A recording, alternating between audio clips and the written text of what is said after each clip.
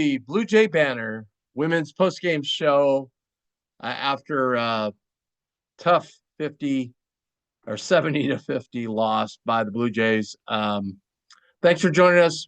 Make sure you hit that subscribe and like button. Really helps us out a ton. We're going to get right into Coach. He's kind of on a time crunch here, so he's going to be joining us here in a couple minutes. We'll get the coach here, and he's stepping in right now. There's my buddy Jim Flannery. Can you hear me okay, Coach? I can. All right, super. Well, we talked last night about the first two games or the second quarter. We got that part nailed. Now tonight it was the first quarter. Yeah. They came out and did a lot of great things. And we made I said we made too many mistakes where, as well as they played, if that game's at 8 or 10 or 11 points instead of 16 or 16, that makes a difference too. Because I know our team is going to settle in. I know we're experienced enough to kind of absorb some things, but 16 on the road, basically against that good of a team is hard, but we competed. I mean, defensively, they just present so many problems for us. And I knew third game in 3 days that, our offense is so predicated on efficient movement off the ball. And, just honestly, our depth probably isn't quite what it needs to be to win a game like today, where we have to be really good in terms of just player movement. And it was the first quarter, but we hung in there. I mean, they missed some shots later that they made. They made everything in the first quarter, but to have that thing at 14 with 5.5 to go, I think that's a good sign. And there's a reason that they're Uconn. Yeah, I mean, in that first quarter that I gave, I know it's not something you need to do because you called the timeout, but you give Paige those wide open looks, she's going to knock them down, man. Yeah, I mean, that's what I said. I mean, they made some tough shots and maybe some shots that we were willing to live with, but a couple times we're just like, wow, we can't give those up when they're rolling. And we did. And I'm not usually a first half timeout burner, but I just, when you play, how it is, when you play a great team, your margin for error is small. Yep. And we just made too many defensive mistakes. We had a couple really soft turnovers. We had a chance to take the last shot of the quarter and went too quick and then gave up a 3. So instead of 24-11, it's 27-11. And I mean, there were probably 3 or 4 baskets that if we take that away and it's 20-11 or 21-11 at the quarter, you got a fighting chance. Sure. Yeah, I know you don't like to call timeouts because it was 11-0 and you were letting it roll. I know, I did. But hey, it was all of a sudden it was 11-7, right. So it was like, okay, that was a great move, Yeah. You mentioned turnovers though, but I thought tonight the thing that kind of jumped out at me is, man, we got our fair share of pick sixes today. I think that was the bright spot of the game, honestly, is we were more disruptive defensively by a big stretch than either time we played them. I think we had 10 steals. And I think in the first game it was 13-1, maybe. I don't know what it was the second game, but I mean, I think, and again, some of that's 3 games in 3 days. Their passing maybe wasn't as crisp. Ours, certainly we had some post-entry passes and some just inbounding passes where or failures to catch where, but having said that, like I said, I think part of that was we did a good job of being a little more disruptive. The steals that Molly got in the first quarter, just on the ball, I thought that kind of, if we, like I said, if we'd have just been a little tighter with some other things, I think those were momentum plays. We just couldn't capitalize on them. Yeah, no doubt. Kind of the same situation as the first 2 games. I mean, there were shots that in and out, shots you normally make, and there's always pressure when you're playing that really good team that's a little bit longer, a little bit more athletic, a little bit better, and it's tough. It's tough. Yeah, for sure. I thought, when, to your point, if 3 times in a row you have to work really hard to get a mostly contested shot. Now, the fourth time you have a wide open shot, it's a lot harder shot because you haven't made, you haven't made one, or or you're telling yourself, oh, I gotta make this one because Right. it's the first open one I've had in 8 minutes, if you're Morgan or Lauren or whatever. And that makes it tough too, because I remember Kyle Korver even saying that, when he was talking about the difference between NBA regular season and the playoffs. He's like, in the regular season, I get however many open threes a game without working quite as hard. And then the playoffs, if I miss 3 contested shots in a row, even that next open one is much harder. So even for elite shooters, I think, Yeah. you Hey, know, as great as Kyle was, mm-hmm, the 4 NCAA tournament games he played, he struggled. yeah, He struggled. He was not the same shooter. Just you put yeah, that little bit of pressure on you. It's a big yeah, deal. So but I get the like it's weird. I was getting set up here to talk to you, and I'm like, it just has a different feel this year, though. I mean, you got to the. It's not like we went out in the first round, and right, then it's like, oh man, da, da. You right, got to the finals. yep, That's what you were supposed to do, one versus yeah. two. It just feels a little bit different. I know that's no consolation, but No, I we're going on to the NCAA tournament, and yeah. No, it does. And look, this game's going to help us. Like, you can't, if we'd have lost last night, or we could have lost in the first round. I don't think we could have lost last night, but if we lose in the first round and we don't get this opportunity, we may not know what it's going to be like.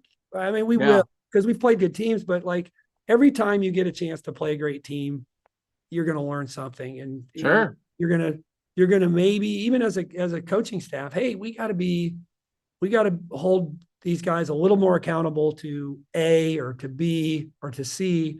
And and that point can be driven home easier because you have the recency of, hey, this is how UConn exposed us not talking in transition defense, and so those points are just a little bit easier to be communicated, and it's a little easier as a staff to even be like, hey, we've got to hold them more accountable. So I'm definitely happy that we got this opportunity. yeah. And plus, you've lost 6 games. You Right. lost 4 of them to Right. 4 games against the best competition in the country. I Right. mean, Two teams that could both be in the Final Four. absolutely, Yeah. absolutely. So now we look ahead to the NCAA tournament. So I'm sure you know it's so long in the women's game. You have such a layoff. Like Yeah. I'm sure you want to play earlier than late. Later, right? Right. I mean, Yeah. Yeah. I mean, I think the good thing is we're on spring break, so our players are going home. So oh, I that's think, nice. yeah. So I think they'll get a few. I mean, most of them are going home. They'll get a few days away. We actually won't bring them back till Saturday. So I'm glad we got to play Monday too, because if you lose Saturday or Sunday, but they need that this time of year. So we'll practice Saturday, we'll practice Sunday, find out where we're going Sunday night and play either that Friday or Saturday. So the women's tournament's a day later than the men. We don't play on Yeah. Thursday. So you have a little bit more time to prep for your opponent. I'm Uh, sure you looked at this. I thought it was I atrocious. wish you did a women's bracket, Tim. We got to do I that. know, I know. I have looked. Now I've been a little busy these last 4 days, I'm but sure you have. I'm gonna flip it around. I got coaches bugging me about their schedules next year already. The men's team. Okay. I'm a little busy right now, guys. I got Huss bothering me, like, hey, where are we gonna go? It's like, oh, Yeah. That was um, I watched some of that game. I was in the hotel, and man, they'd they beaten got that off to a team by bad start. Yeah, they had great, beaten that team by 20, over 20 both times. But great comeback. credit to them for the comeback. Yeah, I'm just so happy for Al. Yeah. Yeah, so like I've seen H, but I really think when I look, and again, I do men's, I don't do women's, but when I look at the women, I'm like, how can you not be at least a 7? I just don't get Yeah. it. Yeah, I hope so. I hope so. I mean, but it's fine. I mean, I think the thing about this year is I do feel like I feel like the national championship race is more wide open on the women's side than it's ever been. I think when you look at everybody's got, well, UCLA is the only team with 2 losses. Everybody else is 3 or more, which is Yeah.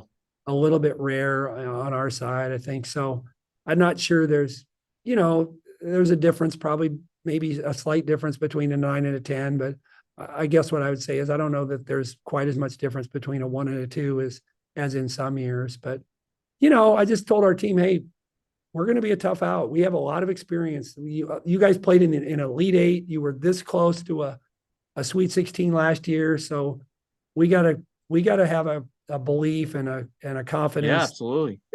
That a lot of whatever 7, 8 seeds aren't going to have, just from an experience standpoint. Well, I know guy at ESPN, Joel Lenardi, so he knows Charlie. So I'll Okay. get Charlie's number. I'll be Okay. texting him here in the next few days. I'll let you know where you're going. Okay. And hopefully it's somewhere close, right? Yeah, that'd be great. I mean, anytime, your fan base can get in the car instead of having to book a last minute flight and pay what airfare is these days, that might be good. It's crazy because there's millions of basketball fans flying all over. I know. It's nuts. Well, hey, let's keep it going. What a great season. Let's just keep it going, 26-6. And we'll be talking to you after your first round game in the NCAA tournament. And that's always good to say. Yeah, it is. Were you able to get out and play today? No. Was it 74 in Omaha? I hear it was 70. Here's what I did, Flan. I stepped out in the deck about 3:00. I was so busy all day long. I did some honeydew stuff here in the house too. And I stepped out in the deck and I'm like, I had to take care of all these flower pots that I just threw up on this table on the deck and clean those up. So I did that and got that done. I was like, man, I'm sweating out here. It's hot out here. Yeah. It's supposed to cool down tomorrow though, and then warm back up again. So we're good. Okay. We're good. Okay. All right, Flan. Thanks so much. Thanks, Tim. Appreciate you. All right. We'll talk to you in about 10 days. Okay. Sounds All good. right, buddy. Bye, buddy. It's the best guy in the world, Jim Flannery, head basketball coach at Creighton University. Jays go down 70-50 tonight. And like I said, we got some turnovers from him, which I know Flan was really pleased with. And I can't help believe, but we've lost 6 games, 4 against, 3 against Uconn, 1 against UCLA. 2 of the best teams in the country, 2 teams that can win the national championship. So that experience, in each game, UCLA game, we couldn't throw it in the ocean for about a quarter and a half. After that, we played them even. The last 2 games before this one against UConn, right there at the end of the first quarter, had a terrible second quarter. Tonight, down 16 after the first, we lose by 20. I mean, I get games are different, and but for the most part, both teams kept their starters until the end. So I think this team, it just feels different. Like I told Flan this year, I feel like this team can gain actually some confidence. It's hard to say when you lose to a team 3 times, but I think they gain some confidence that, hey, we're not all that. The gap is not all that wide. And so very excited about the NCAA tournament coming up for the Creighton women's team. Let's check the box score tonight. Lauren Jensen led the way, 13 points. Morgan had 12. No surprise there, right? They're usually 1 and 2 all season long. The bench only contributed 6 points tonight. That's probably a little bit of the difference tonight. But it's tough against UConn. It was 13-11 second quarter, 13-12 the third quarter, 17-16 the fourth quarter. 1 point difference in 3/4 of the game. It was just that outburst. They got up 11. We cut it to 11-7, and then they went on a huge run and pushed it out. I want to say 19-7 at that point. So, but a valiant effort by the Jays, and like Flan said, playing on their court basically. I mean, it's in Mohegan Sun in Connecticut, not a far drive from Storrs or Hartford, where all the fans are. So it was, that's always tough. for the game, Jays shot 35%. And, when you're playing an elite team, generally that shooting percentage goes down, and it did for the Jays tonight. Only 26 from three. And I thought at least of those 23 shots, over half were decent looks. So, you know, there's something you can look at. They held them to 37% from three. They went to the line, obviously, 10 more times than Creighton did. So that's kind of the big factor, too. And with their size, they got 9 more rebounds, which isn't horrible. Like, it's not the end of the world. Turnovers, like I said, Creighton forced a lot of turnovers tonight. The turnover ended up being 19-17. And you think about it, you say, well, gosh, if the Jays could have cut down maybe half, so they only had 10, that's 9 more possessions, 9 more shots, and we lost by 20. So I just there's a lot of positives from this game tonight. A lot of positives. It's right there. And we had a couple pick sixes tonight, but for the most part, some of those turnovers were in the half court set, dribbling in the lane, losing it, making a pass that wasn't handled, things like that. It wasn't something out front where it got picked. There was a few of those, but for the most part, that didn't happen. So, at any rate, Jays go down 70-50. They will await their fate and see if they play Friday or Saturday next week. Okay, so that's 10 days. It's great that the players get to go home. I mean, this is, the men's is such a short time frame. If you go all the way to the final of your tournament, which is Saturday, you don't get home till late Saturday night, if not till Sunday, and then you have the selection show, and then boom, you might play Thursday, which means you got to get on a plane Tuesday. It's just such a quick turnaround. This way, in the women's game, you have a little more time to figure out what you're doing, the logistics and everything, which I kind of like. But so here's our schedule. So we have this show tonight. Just want to mention I was at the baseball event tonight. So baseball team off to a great start, 7-4. They've got some injuries on the pitching staff right now, and a couple other players nicked up. When we get those guys back, it's going to be great. This is a game that, though, you should go see because they're playing Kansas State, and Coach Service said tonight this is probably one of the tougher teams we're going to play all year. We're going to play Uconn. Obviously, it's always been a big rivalry game in our conference, but he goes, this team's probably the best team we're going to play. So they're going to play Kansas State tomorrow night at CHI. CHI. They're not going to play in the arena. They're going to play at Schwab Field tomorrow night at 6:00. So get out. It's supposed to be not too bad of a night. A little cooler than today, but not bad. So get out. This is a really, really good team.